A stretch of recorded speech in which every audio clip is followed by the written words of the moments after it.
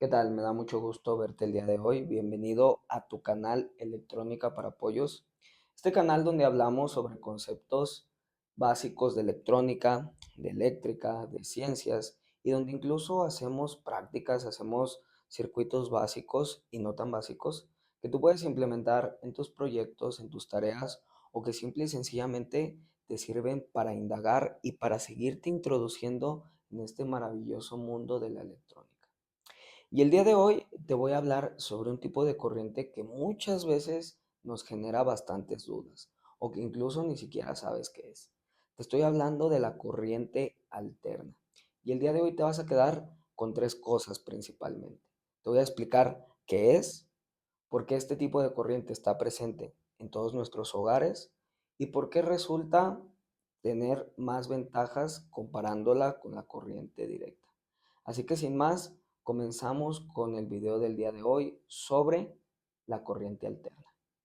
Y para empezar, y antes de meterme al concepto de la corriente alterna, quisiera retomar o quisiera explicarte qué es lo que viene siendo la corriente directa.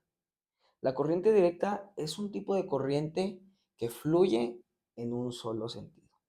La tenemos presente en las pilas o baterías. ¿Qué quiere decir en un solo sentido? Que necesitamos conectar con una polaridad directa. Un ejemplo bien sencillito, cuando conectas un LED. Un LED tiene una parte positiva, la patita más larga es el ánodo, ese va conectado al polo positivo de la batería.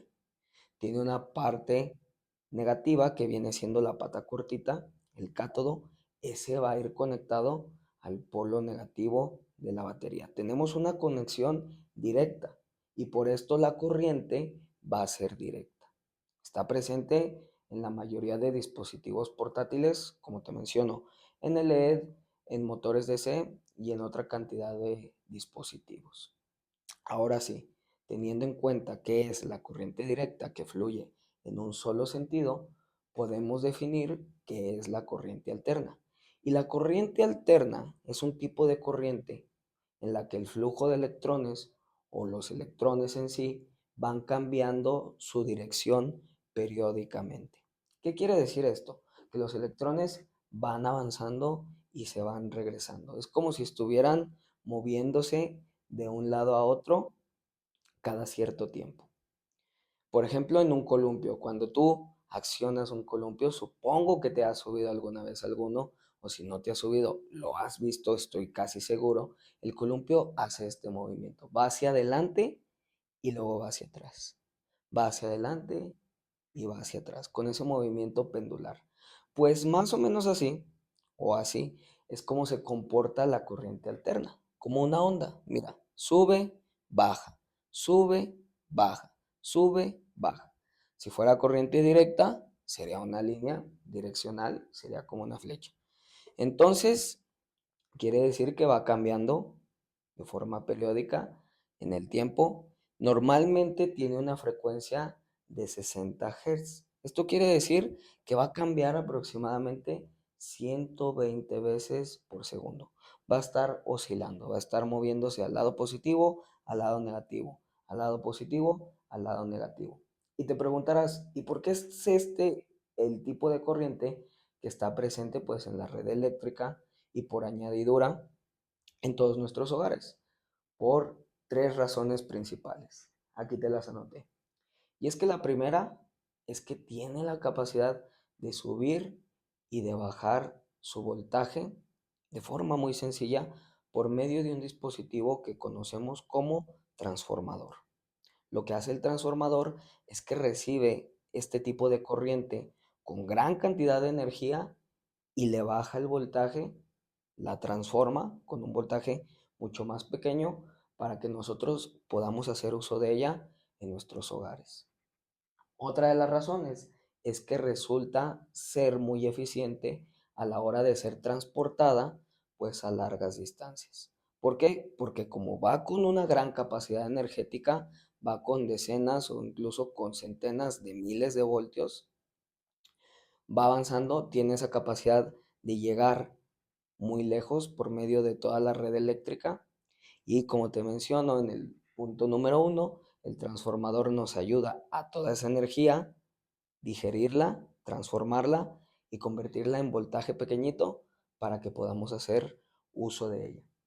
Y pues resulta ser más económica, porque en las plantas generadoras de energía eléctrica, dichos generadores la producen de forma natural. Sí, naturalmente ellos producen la corriente de forma alterna. Entonces, esto resulta ser muy económico, resulta ser muy fácil hacer uso de ella y obviamente implementarla en la red eléctrica que la va a llevar a todos nuestros hogares.